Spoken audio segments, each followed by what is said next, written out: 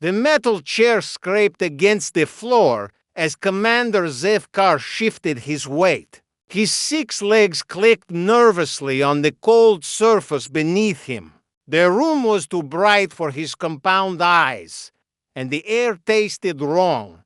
Everything about this place reminded him that he was far from home. Captain Lisa Martinez sat across the table from him. She was smaller than most humans he had fought, but her eyes held the same sharp intelligence that had cost his people so much. Her dark hair was pulled back in a tight knot, and she wore the blue uniform of human intelligence. A recording device sat between them, its red light blinking like a warning. "State your name and rank for the record," Lisa said. Her voice was calm, but Zefkar could smell the tension coming off her skin. Humans always smell different when they were focused. "Commander Zefkar of the 3rd Hegemony Fleet," he replied. His translator made his words sound flat and emotionless, but inside, his hearts were beating fast. "Former Commander," he added quietly. Lisa nodded and made a note on her tablet. "You've agreed to tell us about the war from your perspective, about what happened when your people decided to attack humanity." Zefkar's mandibles clicked together. It was a nervous habit he had developed since the surrender. "Yes, though I wonder if you will believe what I tell you." "Try me," Lisa said. The alien commander looked around the room one more time. White walls, no windows, just a table and chairs and the ever-present recording device. On Kepler Station, the neutral world where they held these meetings, even the air felt artificial. He took a deep breath and began. "Your species was nothing to us," Zefkar said. "Less than nothing when our scouts first found Earth." They laughed. "A single world with creatures that still used chemical rockets to reach their own moon. Your people fought wars with metal bullets and explosive chemicals. You had no unified government, no real space fleet, no energy weapons." Lisa's face showed no emotion, but her pen stopped moving across the tablet. "The High Council barely discussed the human problem," Zefkar continued. "You were expanding into space. Yes, but slowly. Your colonies were small and weak. New Austin had maybe 50,000 people. New Tokyo was even smaller. We thought you were like the Vrel or the Kethmori, species that would surrender the moment they saw our ships." He paused, remembering those early intelligence reports. How wrong they had all been. The War Council gave us 1 solar cycle to finish the job, he said. 1 cycle to eliminate humanity before you could become a real threat. Fleet Commander Vextel said it would take half that time. Most of the officers thought we were wasting resources on such a small target. Lisa set down her pen. What made the Council decide to attack at all, if we were so insignificant? Zefkar's compound eyes focused on her face. Because you were spreading. Slowly, yes, but you were moving outward from your home system and your people. He searched for the right words. Your people were different from other young species. Most races that reach space are already unified. They have one government, one military, one way of thinking. But humans had dozens of nations, hundreds of different cultures, thousands of languages. And that worried you? It should have, Zefkar said quietly. But it didn't. The analysts said it made you weak. They said a divided species could never stand against the hegemony. They said your constant fighting with each other meant you had no real military experience. Lisa almost smiled at that. They were wrong about the military experience part. Yes, Zefkar agreed. Very wrong. But we didn't know that then. The report said humans spend most of their time fighting over resources and territory on their home planet. The Council saw this as proof that you were primitive and aggressive, but not dangerous to a united galactic power. He shifted in his chair again, the metal protesting under his weight. His exoskeleton still bore scars from the final battle at Luna. Some of them would never heal properly. The decision was made in less than an hour of debate. He continued. Fleet Commander Vexel would take 3 battle groups to human space. We would demand surrender from each colony. Those who submitted would be relocated to reservation worlds. Those who resisted would be destroyed as an example to others. Standard hegemony procedure. Lisa asked. Standard procedure. Zefkar confirmed. It had worked on 47 other species. We saw no reason why humans would be different. Lisa made another note. Tell me about the intelligence reports. What did they say about human military capabilities? Zefkar's mandibles clicked again. This was the part that still embarrassed him. The reports were inadequate. Our scouts observed your military forces from a distance. They saw soldiers with projectile weapons and chemical explosives. They saw vehicles that moved on wheels or treads instead of hover technology. Your aircraft used primitive combustion engines.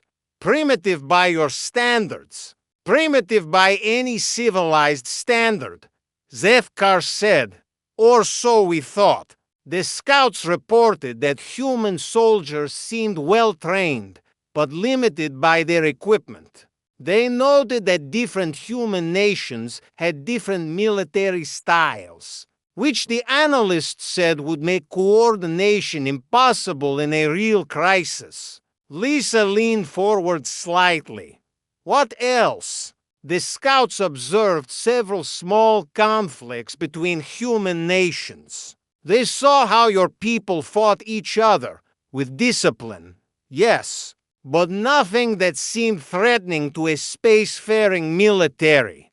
The reports concluded that humans were effective against other humans, but would be helpless against advanced technology.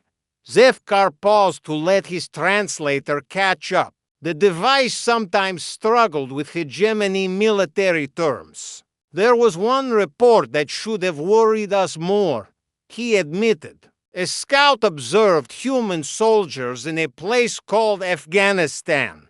The report noted that these humans continued fighting, even when outgunned and surrounded. It mentioned something called asymmetric warfare, but dismissed it as irrelevant to space combat. The scout who wrote that report, Lisa said, what happened to him? He died in the first week of fighting at New Austin, Zefkar replied, along with most of his unit. The room fell silent except for the quiet hum of the station's life support systems. Lisa looked at her notes, then back at the alien commander. You said the council gave you 1 solar cycle to finish the job. When did you realize that wouldn't be enough? Zefkar's eyes went distant, remembering. The first day, he said quietly, the very first day we arrived at New Austin. But I didn't want to believe it then. None of us did. Lisa waited for him to continue. We came out of hyperspace in perfect formation, Zefkar said.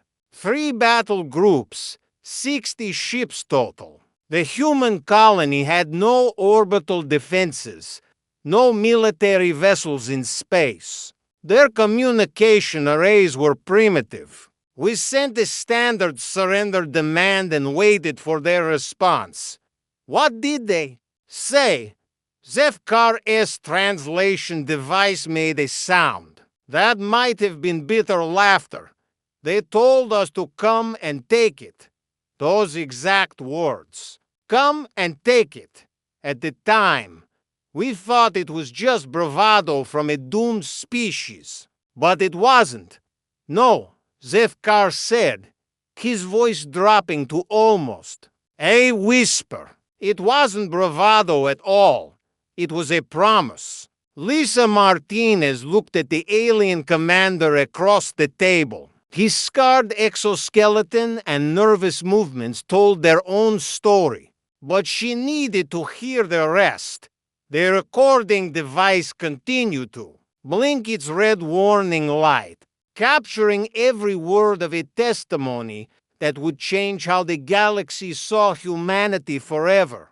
Tell me about New Austin, she said simply. Zefkar's compound eyes fixed on the blinking light. New Austin, he repeated, where we learned our first lesson about fighting humans, where we learned that everything we thought we knew was wrong.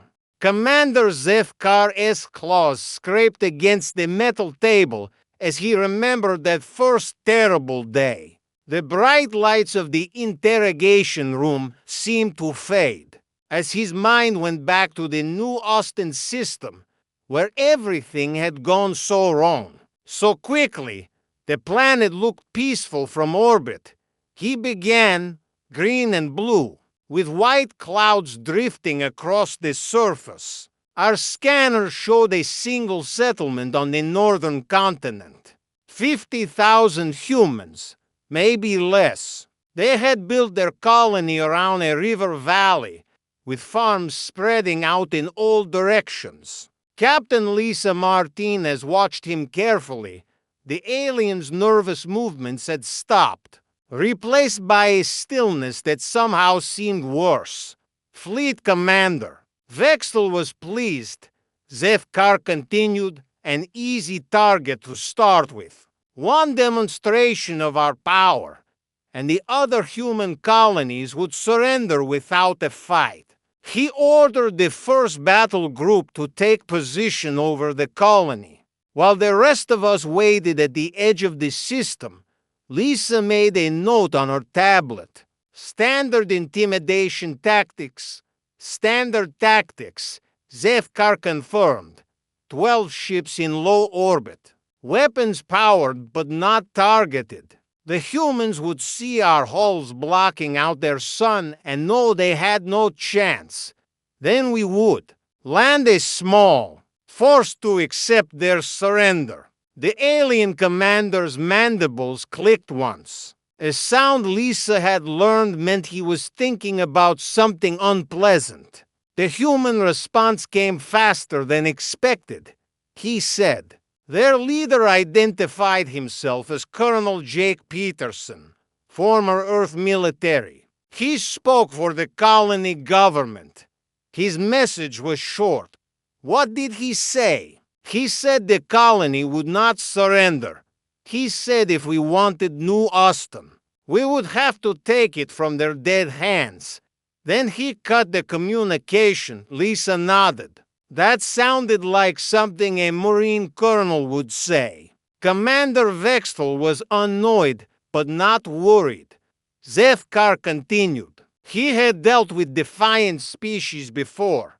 He ordered a demonstration. One plasma blast from orbit, aimed at an empty field outside the colony, just to show what our weapons could do. Did it work? Zefkar's eyes seemed to lose focus, staring at something. Lisa couldn't see. The blast left a crater 500 meters wide. The heat turned sand into glass. Any reasonable species would have surrendered immediately. But humans aren't reasonable. The humans went quiet for exactly 1 hour. Zefkar said, No radio traffic. No movement we could detect from orbit. Vexel thought they were preparing to surrender. Then their second message came through. Lisa waited. Colonel Peterson came back on the channel. But this time, he wasn't alone. We could hear other voices in the background, men and women talking quickly in your language. The colonel said they had considered our demonstration carefully. He thanked us for showing them exactly how much damage our weapons could do. From orbit. Thanked you? Then he said something that made no sense at the time. He said, "Now we know what we're working with." The transmission ended, and the humans went back to their preparations. Lisa felt a chill despite the warm air in the room. She was beginning to understand why this testimony was so important. Preparations for what? She asked. We didn't know, Zefkar admitted. Our scanners showed increased activity in the colony, but we couldn't tell what they were doing. People were moving around, vehicles were busy, but there was no panic, no evacuation attempts. They were acting like they had a plan. The alien commander shifted in his chair, and Lisa heard the faint sound of his exoskeleton plates grinding against each other. Vexel decided to land troops, Zefkar said, to companies of soldiers with their support. The mission was simple: secure the colony center, capture the leaders, and accept the surrender of the remaining humans. Standard occupation procedure. What went wrong? Everything, Zefkar said quietly. Everything went wrong from the moment our transports entered the atmosphere. Lisa leaned forward. This was the part she needed to understand. The first sign of trouble was the landing zones. Zefkar continued. Our scouts had identified several clear areas suitable for landing near the colony. But when our transports approached, they found obstacles. The humans had dragged farm equipment, vehicles, even trees into the landing zones. Not enough to stop us completely, but enough to force our pilots to find new spots. Delaying tactics. We thought so at first, but while our transports were circling, looking for clear ground, the humans opened fire.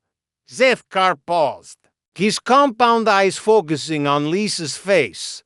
Not with military weapons, he said. With hunting rifles, farm tools modified into weapons, vehicles that had been turned into mobile gun platforms. The colonists were shooting at our transports with whatever they could find. Lisa almost smiled, and that surprised you.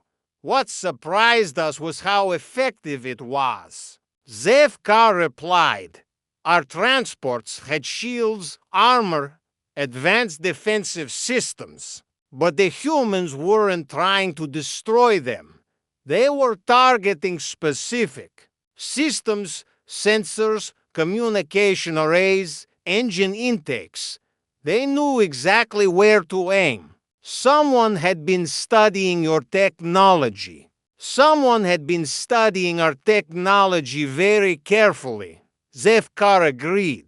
While we were orbiting and making our demands, the humans were analyzing our ships. They had figured out our weak points in less than a day. The alien commander's claws clicked against the table Aga.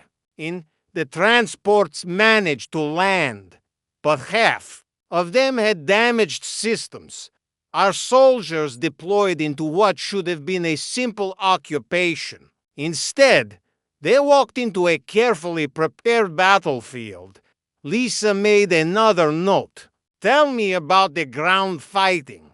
Zefkar was quiet for a long moment. When he spoke again, his voice was different, flatter. The humans had turned their colony into a fortress. He said every building was a strong point. Every street was a killing zone. They had dug trenches between the houses, connected by tunnels. The colonists could move from one position to another without being seen. Military engineering. That's what we thought at first. But later we learned that most of the defensive work was done by civilians, farmers, engineers, teachers, people with no military training. They had turned their home into a battlefield. In less than 24 hours, Lisa looked at her notes. What about your soldiers? How did they handle it? Poorly, Zethkar admitted. Our troops were trained for open battle against conventional forces. We expected the humans to meet us in formation, to fight like civilized soldiers. Instead, they fought like... He searched for the right word. Like what? Like cornered animals. He said finally, but animals that could think, plan, and adapt faster than anything we had ever seen. Zethkar's mandibles clicked rapidly now, a sign of deep distress. There was a human named Ben Carter. He continued, an old man, maybe 60 years in age. He had been a soldier once, but that was decades ago. When our troops advanced on the colony's power station, he was there waiting. What happened? Carter had rigged the entire building with explosives, not military explosives, fertilizer bombs, fuel containers, anything that could burn or blast. When our soldiers entered the building, he triggered the charges. Lisa waited for the rest. The explosion killed 8 of our soldiers and wounded 12 more. It also destroyed the power station, cutting electricity to half the colony. We found Carter in the rubble afterward. Dead, alive, Zethkar said quietly. Both his legs were broken, his armor was burned, and he was bleeding from multiple wounds. But he was still alive, and he was still fighting. The alien commander's voice dropped to almost a whisper. Carter dragged himself through the wreckage with his broken legs. He crawled 50 meters to where our soldiers were setting up a command post. He had a bag of grenades, primitive explosive devices. He threw them into our formation before we could stop him. Lisa felt her throat tighten. What happened to him? Our soldiers killed him, of course, but not before he had destroyed our command post and killed 3 more of our people. As he died, he was smiling. The room was silent except for the hum of the life support systems. That was when we began to understand, Zethkar said. These humans weren't just defending their colony. They were willing to die for it. More than willing. They were eager to die if it meant taking some of us with them. Lisa looked at the alien commander. His scarred exoskeleton and nervous movements suddenly made more sense. The battle lasted 3 days. Zethkar continued. 3 days of fighting unlike anything in our military history. The humans used every trick, every dirty tactic, every desperate measure they could think of. They fought from the sewers, from the rooftops, from tunnels they dug under our positions. What about your air support? Useless in close quarters. The humans had learned to stay close to our ground forces, making it impossible to use orbital bombardment without killing our own soldiers. And when our aircraft did make attack runs, the humans shot back with everything they had. Zethkar's compound eyes fixed on the recording device. On the second day, A human civilian named Amy Walker shot down one of our fighters with a modified mining laser. She was an agricultural engineer, not a soldier, but she had figured out how to overload the laser's power systems and turn it into an anti-aircraft weapon. Did she survive? She died when the fighter crashed into her position, but her success inspired the other humans. By the end of the day, they had shot down 3 more aircraft using improvised weapons. Lisa made more notes, trying to capture the full scope of what she was hearing. The war. The silence in the interrogation room stretched longer this time. Commander Zefkar stared at the blinking red light of the recording device, as if it might offer him some escape from the memories. Captain Lisa Martinez waited patiently, her pen ready above the tablet. The Titan shipyards, Zefkar said finally. That was where we met Admiral K. Thompson. That was where we learned that humans could turn anything into a weapon. Lisa had heard stories about Admiral Thompson, but she wanted to hear this version. Tell me about the approach.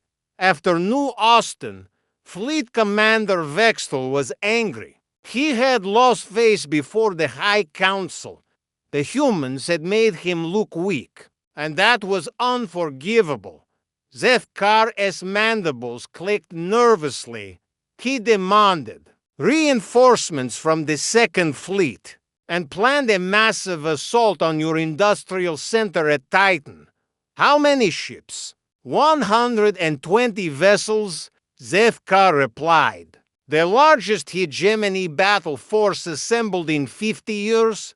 Dreadnoughts, carriers, support ships, troop transports. Vextel was not going to be embarrassed again. Lisa made a note. The human records showed only 43 ships defending. Titan.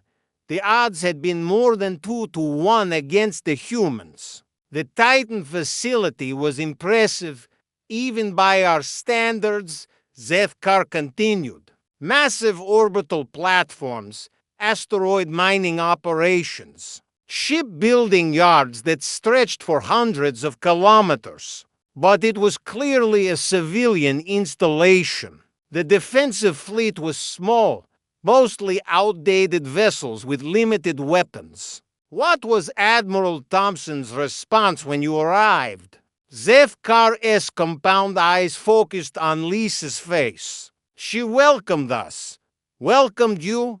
Her first transmission was a greeting. She said she had been expecting us and invited us to come closer. She sounded pleased to see us. Lisa frowned. That didn't sound like any military response she knew. Vextel thought it was some kind of psychological warfare. Zefkar explained. He had studied human military history after New Austin. He knew humans sometimes used unexpected tactics to confuse their enemies.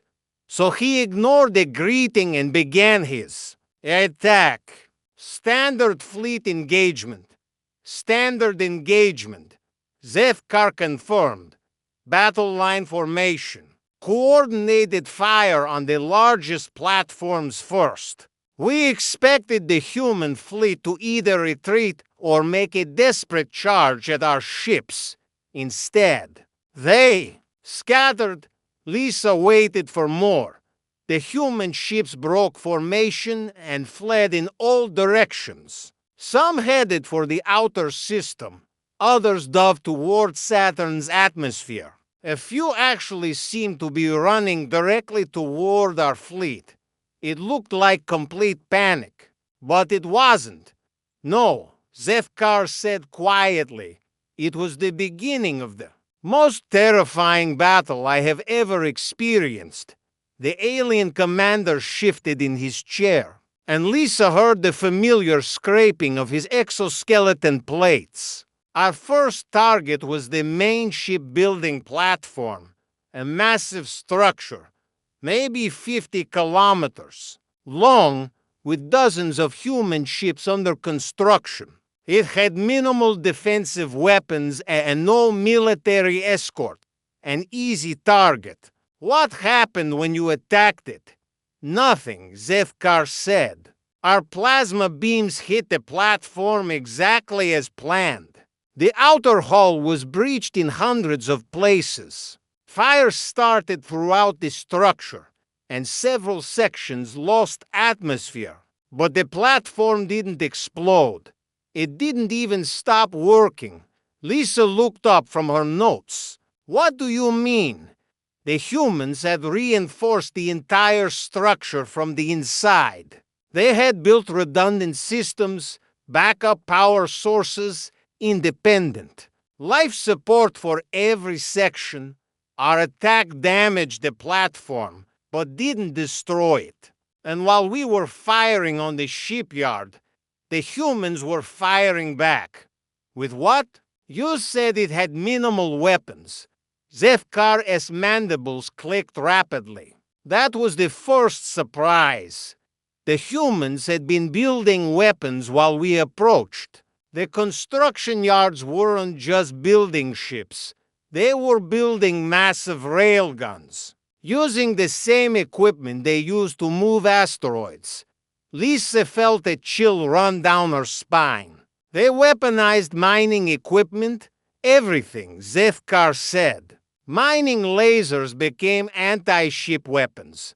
Cargo launchers became missile systems. Even the construction mechs were modified to carry weapons and explosives. The alien commander paused, his compound eyes losing focus again.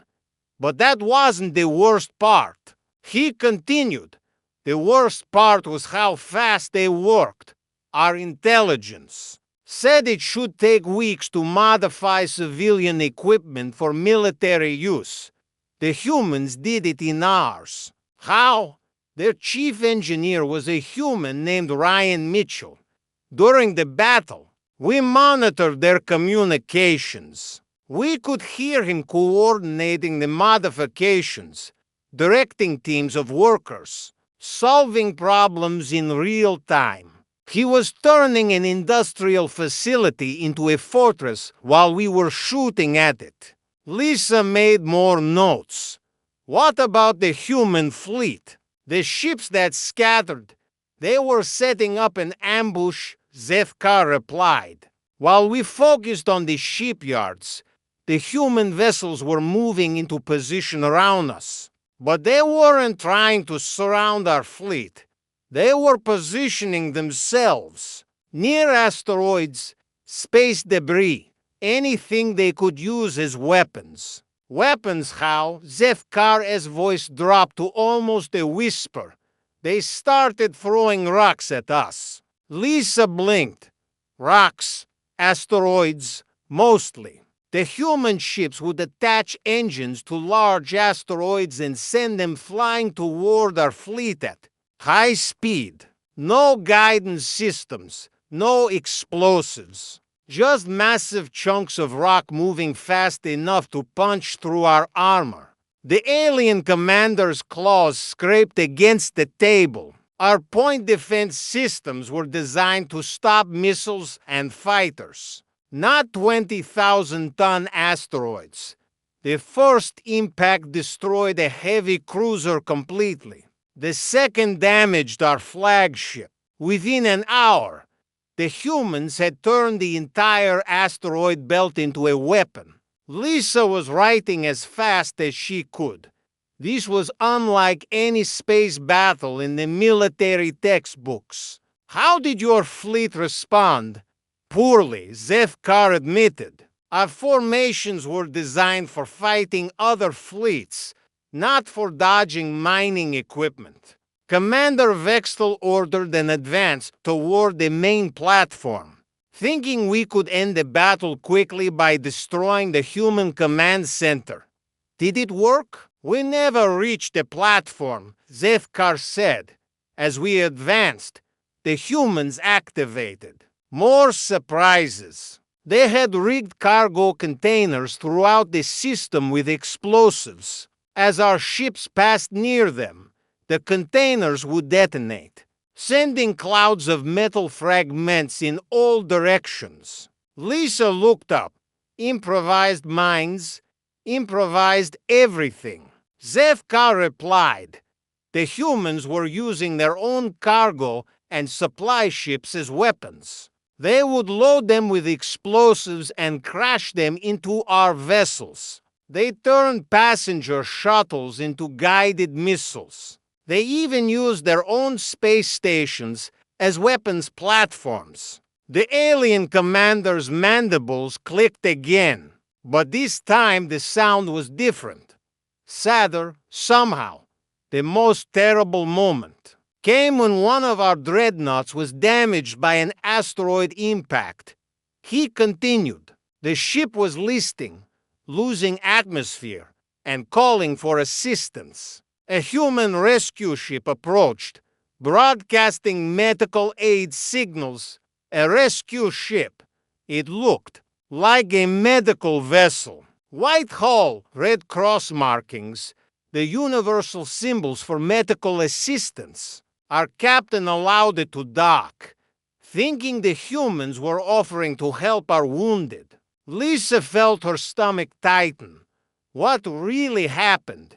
The ship was full of explosives. Zevkar said quietly, the human pilot, a man named Alex Rivera, had turned a medical transport into a suicide bomb. He detonated it inside our docking bay, destroying most of the ship's internal systems. Did he survive? No, none of the humans on that ship survived. But before he died, Rivera broadcast a message to our fleet. He said the humans would never surrender, never retreat, and never stop fighting. He said every ship, every station, every piece of equipment in human space was a potential weapon.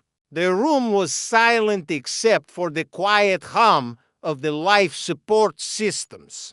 That was when our fleet began to break. Zevkar continued. Our soldiers were trained to fight enemies, not an entire star system that had been turned into a weapon.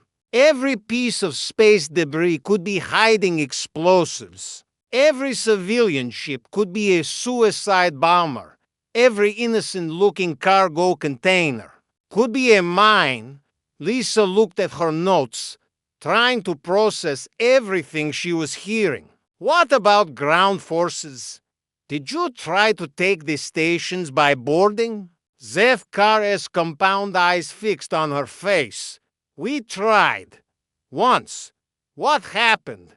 We sent Marine teams to board the main shipyard platform. They were elite soldiers, the best the hegemony had. They cut through the hull and entered the station expecting to fight human security forces. Instead they found Nicole Adams. Lisa waited for more. Adams was a human Marine, assigned to the station's security detail. When our boarding teams entered her section, she was alone. Her commanding officer had been killed. Her squad was scattered, and she had no backup coming. So she surrendered. She held that corridor for 6 hours, Zevkar said. 6 hours against wave after wave of hegemony Marines. She used every trick, every trap, every desperate measure she could think of. The alien commander's voice grew, even quieter.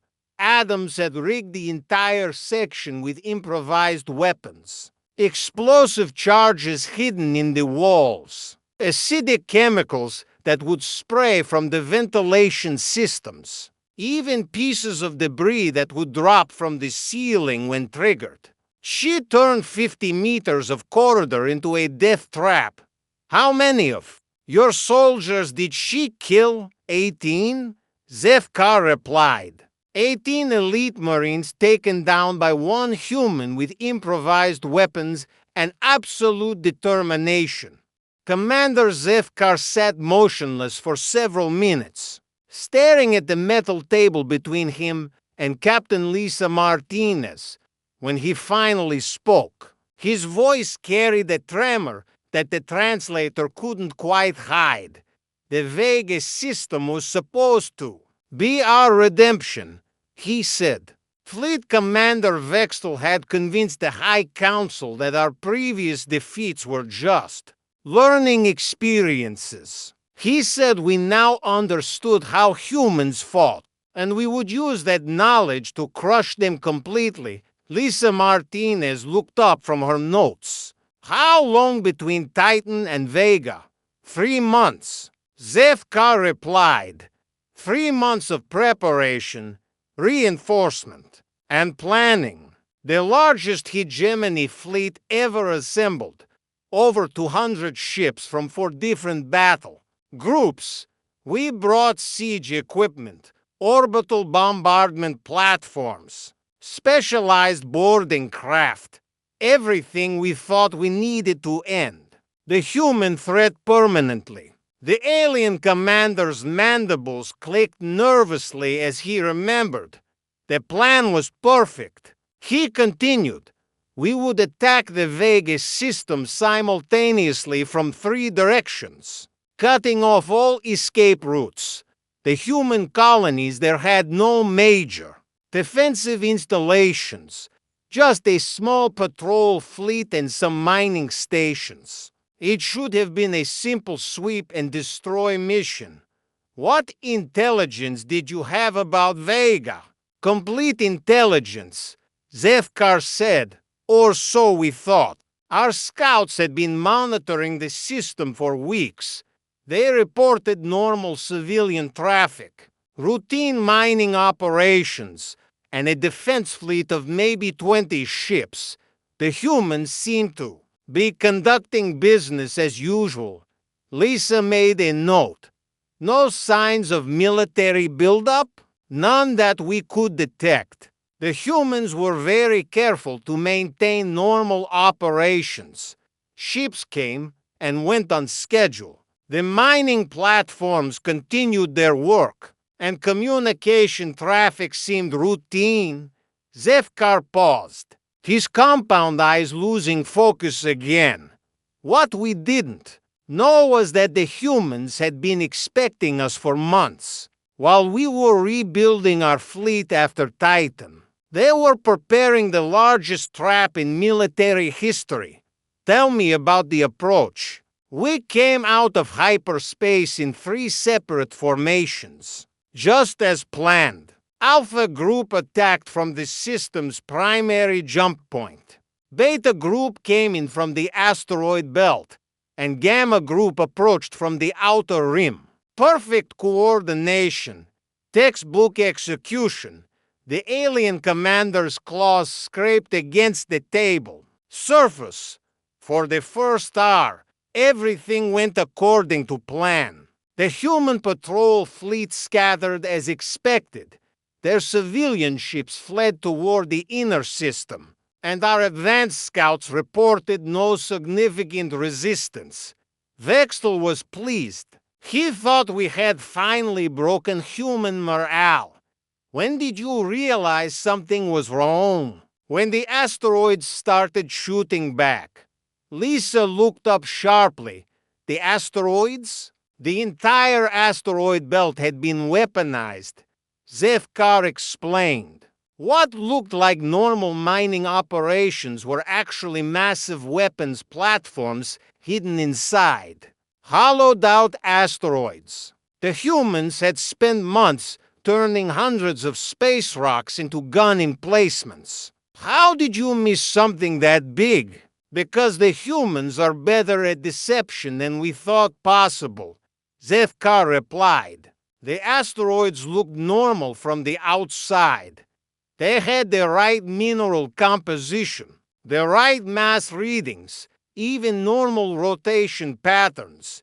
But inside, each one had been carved out and filled with weapons, shield generators, and human crews. The alien commander's mandibles clicked rapidly now. When Beta Group moved through the asteroid belt, expecting to sweep aside some mining equipment, they found themselves in a crossfire from 50 different directions. The humans had created overlapping fields of fire that covered every possible approach route. What about your other battle groups?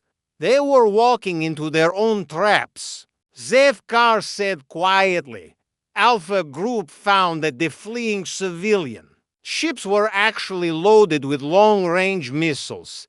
As soon as our ships entered the inner system, the humans opened fire from what looked like harmless cargo haulers and passenger liners. Lisa felt a chill as she imagined the scene. Gamma Group had the worst surprise. Zefkar continued. They approached from the outer rim, where our scouts had reported nothing but empty space and a few small outposts. What they actually found was a complete battle fleet hiding behind a gas giant. How many ships? 60 human vessels, including some we had never seen before. Ships that had been built specifically to fight us, incorporating everything the humans had learned at New Austin and Titan. They were faster than our ships, more maneuverable, and armed with weapons designed to penetrate hegemony shields. The alien commander was quiet for a moment, remembering something particularly painful. The human fleet was commanded by General Patricia Davis. She had been studying our tactics for months, analyzing every battle we had fought. She knew exactly how we would attack, and she was ready for us. What happened next? Slaughter. Zefkar said simply, pure, efficient slaughter. The humans had turned the entire star system into a weapon. Every piece of space debris, every seemingly innocent station, every patrol route had been carefully planned to funnel our ships into killing zones. Lisa made more notes, trying to capture the scope of what she was hearing. The worst part was the coordination. Zefkar continued. 3 separate hegemony battle groups, attacking from different directions, and the humans responded to all of us simultaneously. They had planned for every contingency, prepared for every possible move we could make. How long did the battle last? 6 hours, Zefkar replied. 6 hours of the most brutal space combat in galactic history. By the end, we had lost over half our fleet. The humans had suffered casualties too, but they were still operational, still fighting, still coordinating their attacks with deadly precision. The alien commander's compound eyes fixed on Lisa's face. But the military defeat wasn't the worst part, he said. The worst part was what happened to our soldiers' minds. Lisa looked up from her notes. What do you mean, fear? Zefkar said quietly. For the first time in hegemony history, our soldiers were afraid, not just worried about the battle outcome, but genuinely terrified of the enemy they were fighting. Why? Because we realized we weren't fighting a primitive species anymore. We were fighting something that had learned to think like us, fight like us, but with a creativity and determination we couldn't match. Zefkar shifted in his chair, the metal protesting under his weight. There was a human special forces operative at Vega, a man named Kevin Torres. During the battle, he somehow managed to infiltrate 3 different hegemony ships, including our command vessel. How is that possible? We still don't know, Zefkar admitted. Our ships were in combat, shields up, All airlocks sealed, but Torres got inside anyway. He moved through our vessels like a ghost, sabotaging critical systems, gathering intelligence, and then disappearing before we could catch him. Lisa felt her throat tighten. What kind of damage did he do? He destroyed the navigation systems onto heavy cruisers, caused a reactor overload on a supply ship, and somehow managed to access the command computers on our flagship. While we were fighting for our lives, he was walking around inside our most secure vessel, learning everything he could about our technology and tactics. The alien commander's mandibles clicked again, but this time the sound was filled with what might have been admiration. The psychological effect was devastating. He continued. Our soldiers began to realize that nowhere was safe. Human enemies could appear anywhere, anytime, even inside our own ships. They started jumping at shadows, shooting at their own reflections, refusing to go anywhere alone. Did you ever catch Torres? We found him on the 5th day in the ventilation system of our flagship. He had been living inside the ship for almost a week, gathering intelligence and planning sabotage operations. Was he captured alive? He was cornered by a full squad of Marines, Zefkar said. Instead of surrendering, he triggered an explosive device that destroyed an entire section of the ship. He died, but he took 12 of our soldiers with him. The room was quiet except for the steady hum of the life support systems. After Vega, everything changed. Zefkar continued. Our soldiers were no longer the confident conquerors of dozens of worlds. They were scared, demoralized troops fighting an enemy they couldn't understand or predict. How did the fleet respond? Badly, Zefkar replied. Discipline began to break down. Soldiers would refuse dangerous assignments, claiming they were suicide missions. Officers started questioning orders, worried about walking into human traps. Some ships even requested transfers away from the human front. Lisa made more notes. What about your high command? The High Council was furious. They couldn't believe that a primitive species had defeated the largest hegemony fleet ever. Assembled, they demanded explanations, scapegoats, and immediate retaliation.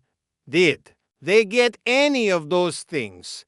They got explanations, Zefkar said quietly, but not the ones they wanted to hear. The alien commander looked directly at Lisa Martinez. Fleet Commander Vextel sent a detailed report to the High Council after Vega. He explained that we were no longer fighting a primitive species. He said the humans had become a peer military power in less than a year of warfare. He recommended immediate negotiations for a ceasefire. How did the council respond? They relieved him of command and ordered the fleet to prepare for a final assault on the human homeworld. They said the war would end with the complete destruction of E. The interrogation room seemed colder now, though the temperature hadn't changed. Commander Zefkar's compound eyes reflected the harsh light as he prepared to tell Captain Lisa Martinez about the final battle. His scarred exoskeleton bore witness to what he was about to describe. Luna, he said, the single word carrying the weight of a nightmare. Your moon, where the hegemony learned that there are some things in the universe more terrifying than death. Lisa Martinez set down her pen, knowing that this part of the testimony would be different from the rest. The High Council's plan was simple. Zefkar continued.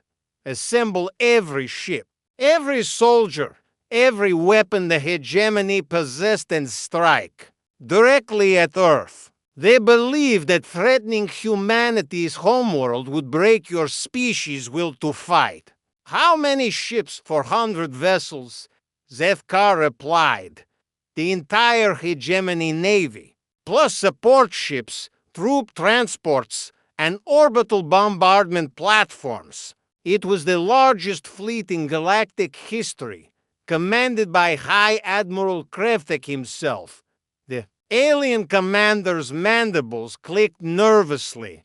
The plan was to overwhelm Luna's defenses quickly, then position the fleet in Earth orbit. From there, we would demand the immediate surrender of all human forces. If they refused, we would begin destroying Earth cities one by one until they submitted. Lisa felt her stomach tighten. What defenses did Luna have, according to our intelligence? Very little. A few orbital platforms, maybe 30 ships, and some ground-based installations. The humans had concentrated most of their fleet at the outer colonies, leaving their homeworld apparently defenseless. Apparently, Zefkar's compound eyes lost focus, staring at something Lisa couldn't see. We should have known better by then. After New Austin, after Titan, after Vega, we should have realized that humans don't leave anything undefended. But our pride blinded us to the obvious. The alien commander was quiet for a moment, then continued. The fleet arrived at Luna in perfect formation. 400 ships ranged in assault waves, with the flagship at the center. High Admiral Krevik ordered an immediate attack on the moon's surface installations. What happened? Nothing, Zefkar said quietly. For the first few minutes, nothing happened at all. Lisa waited for more. Our bombardment ships opened fire on Luna's surface bases. Plasma beams and missile strikes hit exactly where our intelligence said. The human defenses were located. We watched the explosions through our viewports and congratulated ourselves on another successful operation. But the humans didn't respond. No return fire, no communication, no movement from their ships. It was like attacking an empty moon. Zefkar's claws scraped against the table surface. High Admiral Krevik was suspicious, but our sensors showed no hidden defenses, no ship movements, no signs of organized resistance. He ordered the second wave to begin landing troops on Luna's surface. How many troops? 50,000 soldiers, Zefkar replied. The largest ground assault force the hegemony had ever deployed. They landed at 12 different sites around Luna's surface, expecting to secure the human installations and establish forward bases for the assault on Earth. The alien commander's voice grew quieter. The first sign that something was wrong came from Landing Zone 7. The Marines reported that the human base they were supposed to capture was empty. Not abandoned, empty. Like it had never been occupied at all. What did that mean? It meant the humans had been lying to us for months. Our intelligence about Luna's defenses was completely wrong. The bases we thought we were attacking were decoys. Holographic projections designed to make us waste ammunition on empty ground. Lisa made a note. Where were the real defenses? Everywhere. Zefkar said simply. The entire moon was a fortress. While we were bombing fake installations on the surface, the real human defenses were hidden in underground tunnels, inside artificial craters. even built into the walls of natural formations. The alien commander shifted in his chair, and Lisa heard the familiar grinding of his exoskeleton plates. The ambush began exactly 30 minutes after our troops landed. It started with the ground forces, then spread to the fleet in orbit. By the time it was over, we understood why humans had seemed so confident throughout the war. Tell me about the ground fighting. It was unlike anything we had ever experienced. Zefkar said the human forces were commanded by Colonel Jane. Faster, and she had turned Luna into the perfect killing ground. Lisa looked up. How? The humans had been preparing Luna's defenses for over a year. They had dug tunnel networks that connected every major crater, built underground bunkers that could withstand orbital bombardment, and hidden weapons caches throughout the moon's surface. Zefkar paused, his compound eyes focusing on Lisa's face. But the worst part was that they knew exactly where we would land. Our assault plan was predictable. We always attacked the same way, using the same formations, targeting the same types of objectives. The humans had studied every hegemony invasion in history and prepared for all of them. So they were ready. For you, they were more than ready. They were eager. The alien commander's mandibles clicked rapidly. Our troops landed expecting to fight scattered defenders and occupy empty bases. Instead, they found themselves in carefully prepared battlefields where every advantage belonged to the humans. What kind of advantages? Everything, Zefkar replied. The humans knew the terrain perfectly, had unlimited supplies hidden underground, and could move reinforcements through tunnels our sensors couldn't detect. Our soldiers were fighting on ground the humans had spent months preparing. Lisa made more notes. What about the space battle that began when our troops started calling for help? Zefkar said. Landing Zone 3 reported they were under heavy attack and needed immediate support. High Admiral Krefik ordered their strikes on the human positions. Did they work? The first few did. Our attack craft destroyed several human positions and seemed to be turning the battle in our favor. Then the humans revealed their real space defenses. Zefkar's compound eyes lost focus again. Luna's surface opened up like a flower. What we thought were natural crater walls were actually camouflaged missile silos. The humans had built hundreds of launch sites into the moon's surface, all hidden from our sensors. Surface-to-space missiles. Thousands of them, Zefkar confirmed. All launched simultaneously, all targeted at different ships in our fleet.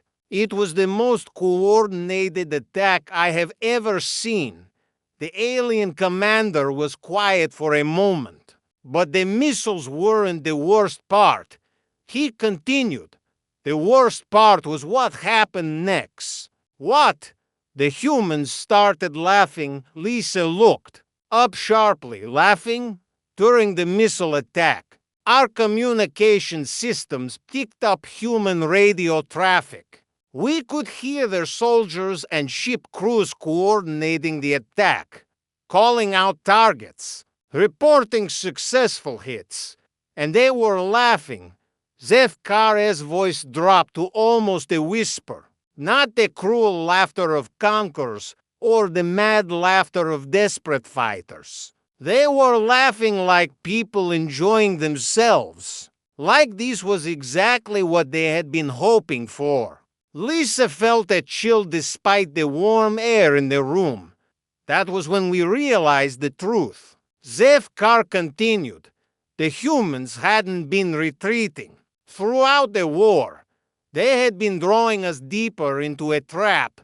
Every battle, every defeat, every tactical withdrawal had been designed to bring us to this moment. Luna was a trap. Luna was the ultimate trap. The humans had sacrificed entire colonies to convince us that they were weak and desperate. They had let us win battles so we would become overconfident. They had made us believe that one massive assault could end the war. The alien commander's mandibles clicked one final time. Instead, they had lured the entire hegemony fleet into the perfect killing ground. Lisa was writing as fast as she could. How long did the battle last? 18 hours, Zefkar replied. 18 hours of the most brutal combat in galactic history. By the end, we had lost 2/3 of our fleet and most of our ground forces. What ended it? Zefkar was quiet for a long moment, staring at the blinking red light of the recording device. A single human medic. He said finally. Lisa looked up. A medic. Dr. Lucy Carter, assigned to the Human Lunar Defense Forces. During the final assault on Landing Zone 12, she did something that changed everything. What did she do? She saved the life of one of our wounded soldiers. Lisa blinked. I don't understand. Landing Zone 12 was where our forces made their last desperate stand, Zefkar explained. My unit was trapped there, cut off from the fleet, surrounded by human forces. We were down to our last ammunition, our last medical supplies, our last hope. The alien commander's voice grew even quieter. One of our soldiers, a young Marine named Kelthover, was badly wounded by an explosion. He was dying and our medics couldn't help him. The humans could have left him to die or finished him off quickly. Instead, Dr. Carter crawled across an active battlefield to reach him. Why? Because she was a doctor, Zefkar said simply, and doctors save lives, even enemy lives. Lisa waited for more. Carter spent 20 minutes treating Kelthover's wounds while bullets flew around them. She used her own medical supplies, risked her own life, and saved a soldier who had been trying to kill her people just minutes before. Did she survive? Yes, but that's not what mattered. What mattered was that she broadcast the entire rescue on an open channel. Every SH,